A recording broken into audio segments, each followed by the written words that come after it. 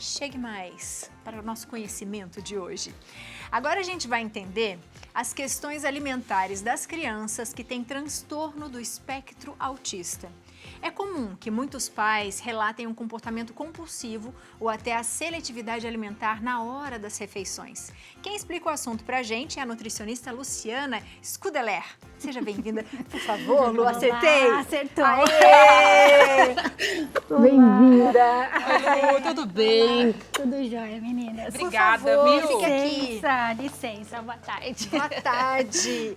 Lu, primeiro eu queria que você falasse o que é seletividade, porque às vezes o não gostar as pessoas já tratam como seletividade, mas é algo Exatamente. muito mais amplo, né? Muito mais amplo, assim. A seletividade alimentar, né, quando a gente fala de uma questão patológica, né, vamos dizer assim, são crianças que fazem uma restrição alimentar muito grande, chegam a restringir grupos alimentares, como assim? Não come nenhum tipo de cereal, não come nenhum tipo de verdura, não come nenhum tipo de legumes. São crianças que, de repente, não vão comer alimentos que sejam que fora, mudou a embalagem, por exemplo, do alimento. Ela não vai comer aquele alimento que não é daquela embalagem. Então, é um comportamento que ele reduz a quantidade, né, que a gente fala. Então, a quantidade e diversidade desses alimentos é reduzido demais, assim, a ponto de prejudicar aí, né, o desenvolvimento da criança, né? E a gente também não só tem crianças com comportamento seletivo, mas a gente fala que tem crianças com comportamento restritivo, que comem pouca quantidade e podem também comer pouca variedade, e crianças que são neofóbicas, aquelas que têm medo do novo alimento, que elas ficam sempre no mesmo alimento, elas não vão para o próximo alimento. E aí entra num quadro de seletividade alimentar, né? Que tudo isso, isso tudo é um grande espectro que a gente fala dentro das dificuldades alimentares. Porque a gente também tem um transtorno alimentar, o TARI, que é um transtorno alimentar restritivo evitativo, que vai de ordem psíquica já, onde a criança ela pode ter esses 3 tipos de comportamento, né? E restringindo. Então, assim, precisa de uma boa avaliação. Os 3 ao mesmo tempo, praticamente. Pode apresentar os 3 ao mesmo tempo. A criança pode ser uma criança restritiva, ela pode ser uma criança seletiva dentro da restrição, então ela seleciona os alimentos e ao mesmo tempo tem um comportamento neofóbico, assim, medo de experimentar, né, medo do novo alimento. Mas a gente tem hoje em dia muito comum, né, os pais querem que a criança se alimente com muitos alimentos, com uma variedade muito grande e confundem, né? E muitas vezes acaba tornando a refeição um momento que não é prazeroso. De sofrimento. Exatamente, exige. E aí a criança ela vai entrando nessa manutenção de não comer mais. Também a gente consegue fazer esse trabalho ajudando essas crianças também. Não só as crianças TEA, claro que as que a gente tem maior número, né? Mas essas crianças também que às vezes têm alguma relação, a gente fala uma relação, um distúrbio de relação com a alimentação, né? Essa relação é meio conturbada. Lu, a gente tem aqui alguns itens pra gente demonstrar, mas antes a gente tem um depoimento de uma mãe com uma criança que vive essa realidade. Vamos assistir juntos? Vamos lá. Vamos lá. Tenho um filho de 12 anos, o Mateu, e ele tem seleção alimentar desde sempre, desde que ele começou a comer, né? Então, desde os 6 meses de idade, a gente vem passando por desafios. No início parecia uma introdução alimentar comum, né? Que a criança tem resistência a alguns alimentos, tem uma curiosidade, come só um pouquinho, experimenta. Ele sempre teve um bom ganho de peso, então ele sempre cresceu bem, sempre era forte, e os médicos falavam que era para não me preocupar, né? Como ele tinha alergia alimentar, desde a época da amamentação exclusiva, né? Eu tive que mudar a minha alimentação para ele poder mamar sem manifestar alergia na pele, porque ele tinha umas botões por causa do leite. Então, eu mantive até os 2 anos sem introduzir o leite também na alimentação dele. Porém, com 2 anos, a pediatra sugeriu a gente voltar a introduzir o leite. E aí foi começando a piorar a seletividade alimentar dele, né? E a alergia também foi sendo manifestada de um modo, digamos que discreto. E eu achava que isso não era nada, né? Até que eu consegui chegar numa nutricionista, né? E ela foi me orientando a manter a alimentação dele de maneira mais saudável possível, né? Tirar os alergênicos e introduzir suplementação, alimentos que teriam potencial para compensar o que ele não estava comendo, para ajudar na antioxidação. Então, assim, muitas sugestões, né, e orientações foram ajudando ele a melhorar a nutrição dele, né? Então ele foi se fortalecendo e com isso ele melhorou a seletividade. Acompanhamento para sempre, com nutricionista, né, com pediatra, com endócrino, para acompanhar a questão do ganho de peso, do crescimento, né? Não um menino grandão, cresceu, né, saudável, mas sempre assim, não é algo espontâneo, que essas orientações comuns que as pessoas fazem, é prato colorido, para criança é importante, não é assim que funciona no caso de uma seletividade grave, como foi a dele, né? Então é sempre com muito acompanhamento e orientação. Interessante o que ela falou, né? É um processo, né? Para os pais mesmo compreenderem que aquela criança tem seletividade alimentar, para você cuidar da sua frustração, porque você imagina que você vai ter um filho, que ele vai comer de tudo, e que seja inserido aos poucos, né? Precisa de um tratamento mesmo, né? O que eu acho que é importante trazer aqui é porque a criança apresenta uma seletividade alimentar, mas a investigação precisa ser feita. Porque essa base da seletividade alimentar, no caso desse paciente, era uma alergia alimentar, né?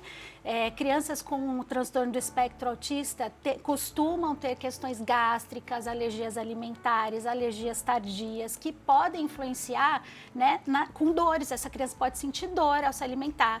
Então, crianças com problemas motores, crianças com problemas sensoriais, né, com disfunção de integração sensorial, que vai alterar o paladar dessa criança, ou a maneira como ela sente a comida. Tudo isso vai influenciar na alimentação da criança. Então, quando assim, eu tenho uma criança seletiva em casa, o que eu tenho que fazer? Busque eu iria primeiro ou num pediatra ou numa nutricionista que entenda sobre seletividade alimentar, porque ela vai olhar para a criança, né? Eu ensino às alunas que a gente precisa olhar para a criança de forma integral, e aí a gente vai conseguir encaminhar essa criança para os profissionais corretos. Mas a nutrição ela vai ajudar essa criança a estabelecer a base dela alimentar, né? A gente vai conseguir fazer as manobras necessárias para que essa criança, com saúde, com um corpo legalzinho, consiga, a gente chama de terapia alimentar, que é trabalhar essa relação com o alimento de uma forma prazerosa, de uma forma gostosa. E aí, você falou no começo, né, sobre as emoções, lembrar aquele feijãozinho, aquela coisa, né? Então, assim, essas crianças não têm essa memória que a gente tem com a alimentação. Eles ficam, assim, sonhando em poder comer coisas, né? Então, assim, a gente precisa trabalhar essas boas memórias, né? Isso que a gente faz também. É bem complexo, mas eu acho que é um ponto importante para falar, assim, para as famílias. E é interessante o que você disse, o que a mamãe disse ali também, que às vezes você acha que é uma frescura da criança. Não quer comer. Mas não é muito mais amplo, você viu? Às vezes ela tem uma dificuldade ali que você ainda não descobriu, né? Que o papai e a mamãe ainda não descobriram. Conta pra gente o que você trouxe aqui, o que a gente tá vendo? São texturas? O que são? Eu trouxe aqui para vocês entenderem uma parte do nosso trabalho, né? Dentro da terapia alimentar. Então, quando a criança chega, a gente costuma ir pelos alimentos que são menos aversivos para tentar chegar num alimento final, né? Porque isso a gente chama de teia alimentar, ou pode falar de esticamento alimentar. A gente consegue ampliar essa alimentação da criança sem sair do alimento. Porque quando a criança é seletiva, ela vai querer a batata frita só da marca azul. Ela não vai querer. Você vai chegar com a batata frita vermelha, ela não vai querer. Pode ser batata frita, mas a embalagem tá diferente, ela já não quer. Tem 1 milímetro de diferença, ela não vai querer. Ela vai perceber o sabor, os sentidos são muito aguçados. Isso é porque eles precisam dessa previsibilidade. Isso traz segurança para a criança, né? É uma forma de segurança. Então, a gente trabalha no consultório, né, ampliando inicialmente através dos alimentos que já são mais comum para essa criança ou que ela já conhece. Então, A batata frita é o carro-chefe, a maioria aceita, né? Batata frita. Ah, que coisa chata, né, gente? Não, porque não é muito palatável, né? Então, ou por exemplo, se chega uma criança pra gente que só toma leite, tem crianças que só tomam leite, não toma comida batida com leite. Tem muitos casos assim, né?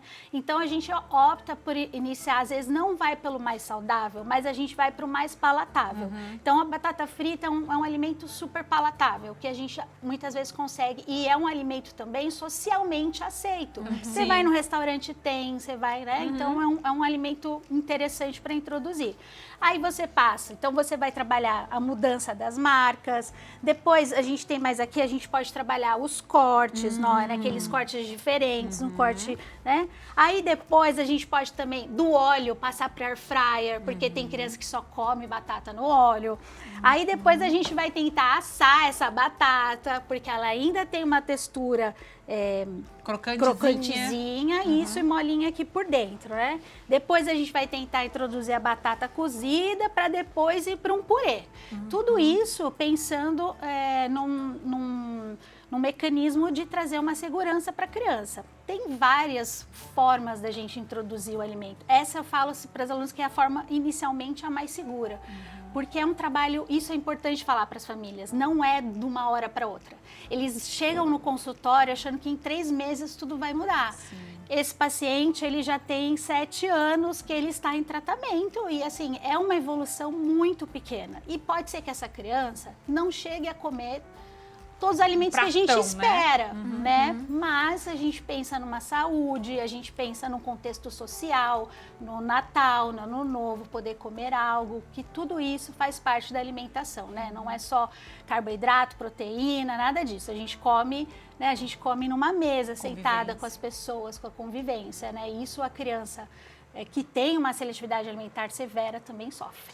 E Lu, como que funciona a questão da suplementação? Porque é claro que essa criança ela vai precisar de vitaminas, né, de itens que ela não vai conseguir ingerir na alimentação normal. É possível colocar, por exemplo, numa batata ou no caso do leite, da criança que só come leite? Como que funciona essa questão? Enganar ali, né, o gostinho? Gabi, essa pergunta foi pegadinha, assim, essa é complexa. A gente pode suplementar de várias formas, né? Tem criança que se você coloca um suplemento dentro da mamadeira, ela vai deixar de tomar a madeira. Porque ela vai sentir. Principalmente crianças TEA, como elas são muito rígidas, ela sente, e eu já vi criança que para de tomar porque você coloca lá dentro. E tem outras crianças que você consegue mascarar e ela consegue tomar. Então, assim, como que a gente faz? A gente tenta adaptar na manipulação uma forma que ela consegue... que não tem sabor. Comer, que não tem sabor, né? A gente tem que fazer de acordo com a criança. Às vezes a gente fala também, olha, coloca remédio, né? Mas é uma parte, assim, complicada dentro dessa terapia, porque até isso a gente tem que trabalhar, a aceitação da criança com relação à suplementação. Mas eu falo, o importante é fazer uma boa avaliação dessa criança, entender quais são esses aspectos que estão relacionados com a seletividade alimentar, porque aí a gente consegue seguir um caminho. Não tem um caminho para um, não tem um caminho para outro. E se fosse para dar uma dica para os pais, assim, eu acho que o mais importante é a gente pensar que essa criança ela tem uma dificuldade real, que ela precisa de ajuda e que forçar ela a comer não vai ajudar, só vai piorar o caso, vai fazer o ciclo da recusa alimentar. Então a gente precisa ter um bom ambiente alimentar, ser os modelos para essa criança, né? Para que, enfim, ir buscar ajuda, né? Precisa buscar ajuda. Hoje a gente tem muitos profissionais que conseguem absorver essa demanda, né, das crianças, que é grande, gente. Imagina. É grande. Lu, você precisa voltar mais vezes, porque eu acho que é tão didático, né, pra gente falar. E é importante falar isso pros papais, né? Não insistam demais, porque depois essa criança, ela vai ter uma briga com a alimentação, e a alimentação vai ser algo ruim pra ela pro resto da vida, porque a gente cresce com isso na cabeça. Exatamente. Né? Vai virar um adulto também com vários outros problemas alimentares, mas o mais importante que tem tratamento, tem ajuda, e a sua criança, ela pode melhorar a relação com a alimentação se você ir no caminho caminho certo, né? Sim, com certeza, meninas. Obrigada, eu feliz que ano agradeço. novo. Que seja bem-vinda aqui de falar sobre isso. Obrigada, Nossa, querida. importante. Feliz ano novo pra você, viu? Feliz ano novo. Volte mais em 2026. Obrigada, meninas. Tchau, tchau. E você de casa aproveita para seguir a Lu, minha gente. Aproveita para segui-la na internet, @programa Viva a Tarde. E aproveite também para fazer perguntinhas, se quiser. Para fazer perguntas, se você tá com a sua criança aí, com alguma dificuldade alimentar, vai lá no nosso Instagram, mande sua pergunta, né? Que com certeza a Lu vai te responder. Boa!